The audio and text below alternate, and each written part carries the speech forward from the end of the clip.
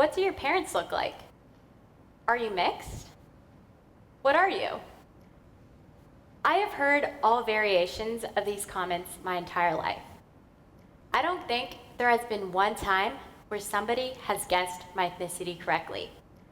And on top of that, my name, Cheli Pezoa, makes it even harder to decipher.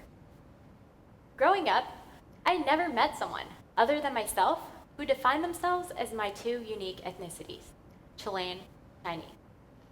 According to society, I did not only fit into one category, but also, I do not embody all the attributes to qualify for either ethnicity. At my elementary school, I didn't know anyone who was Hispanic, due to everyone else being of Indian or Chinese descent. I would often be questioned by my peers about my ethnic background. Whenever I answered their questions, I would hear the same response repeatedly. What's Chilean? My peers solely acknowledged my Chinese heritage, but still thought of me differently because of my obscure other half. And because I felt like I was being looked at differently, it made me feel distant from my peers. As a result, my Hispanic identity felt nebulous during my elementary years, for I felt like I couldn't relate to anyone else at school. School was where my Hispanic identity was being suppressed, but I still found myself having the desire to maintain a connection to my Chilean roots. Every day when my dad would pick me up from school, he and I would sing at the top of our lungs and jam out to his Latin rock music together the entire way home. I truly did enjoy listening to Spanish music, and whenever we sang his songs together, it made me feel connected to my dad and his culture. After facing years of identity confusion throughout my elementary years, my unsolved search continued when I transferred into my predominantly Caucasian middle school. I felt like I needed to reinvent myself because I felt so out of place. I was constantly fighting in an internal battle in which I tried to balance wanting to please my parents by embracing their cultures and trying to fit in with my friends by denying my roots and doing things such as laughing along when my peers made racist Asian jokes. At school, I would often hear comments such as, "You're pretty for an Asian," or "You're the only cool Asian person I know." I didn't know what to think of these comments. Was I supposed to be flattered? Slowly, I began to steer away from even my Asian identity. I started to spend more time at my Caucasian friends' households than in my own home. I began switching back and forth between two different versions of myself, which eventually caused me to pick up some bad habits, as my mom and dad would call them. For example, I started to wear my shoes inside the house, which my fellow Asians would know is a big no-no.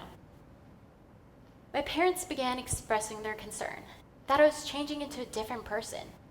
I was becoming too westernized and losing the values they tried instilling in me at a young age. Every time they tried to express the concern, I would quickly shut them down and tell them that I was just growing up. It was natural for me to be changing. I didn't understand the depth of what they were trying to tell me. I was neglecting my culture and what defines me so that I could be seen as what I thought was normal.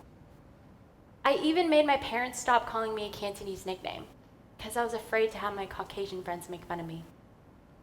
I would get secondhand embarrassment whenever my friends commented on my mom and dad's strong accent. And looking back at that period of time, my parents were indeed right. I did change into a different person without realizing.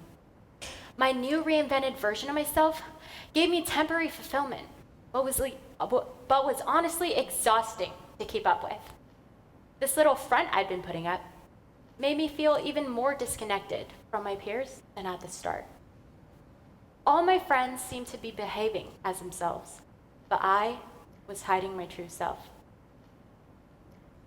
Once high school approached, I entered along with some of the same friends I went to middle school with. But as school began to pick up its pace, I started to spend more time at home.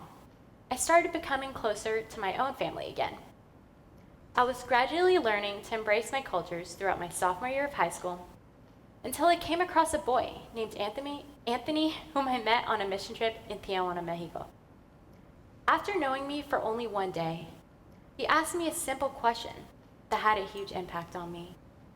He asked, "Are you ashamed of being Asian?" I was caught off guard by the question. I quickly answered no, but in fact, I still was. That one question he asked repeated constantly in my head. I thought to myself, it must be so obvious that I'm ashamed of my Asian identity, that a boy that I just met a couple days ago could tell that I was. I eventually came to this conclusion. Throughout all my years of schooling, when I was put under social pressure, is where I began to develop my instinct to deny my heritage. At home, I would watch soap operas with my mom in Cantonese, and whenever I visited my grandparents on a regular basis, I would communicate with them in Cantonese without any feeling of embarrassment. In fact, I realized I was even proud of myself for being able to speak and understand a language that many would say is super difficult to learn. Anthony's one simple question also led me to reflect upon past trips to my parents' homelands in a new appreciative perspective. The fact that I was able to go visit the countries where my parents were born, actually have ties to the culture, and visit my parents' childhood friends and families created a whole different experience I was so lucky to have. I never realized the gifts my unique heritage presented me. As time progressed into my junior year, I felt myself becoming more sure of myself and my ethnic backgrounds.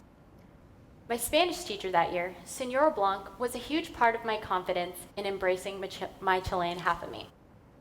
On the first day of Spanish class, I noticed Senora spoke Spanish with the same strong accent I recognized from my Spanish-speaking relatives.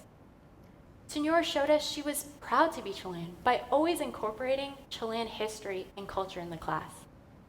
Her class made me feel a sense of belonging and helped me further embrace and appreciate the Chilean blood I have in me.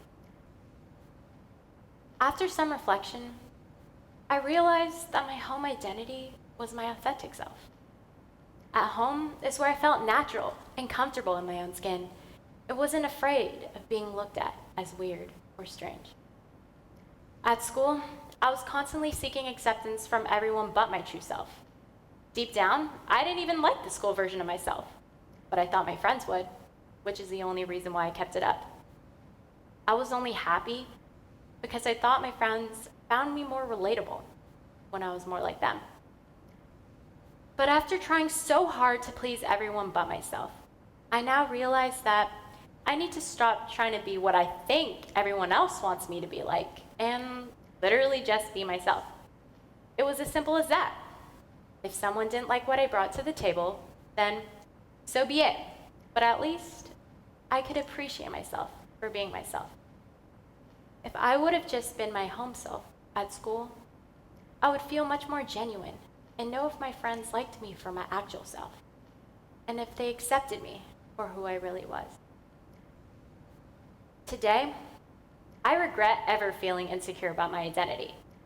One obstacle was overcoming my personal fear of not gaining acceptance from others, which many others go through, but I never realized how detrimental the casual, yet hurtful racist remarks and stereotypical concepts were to my self-confidence during my self-discovery journey.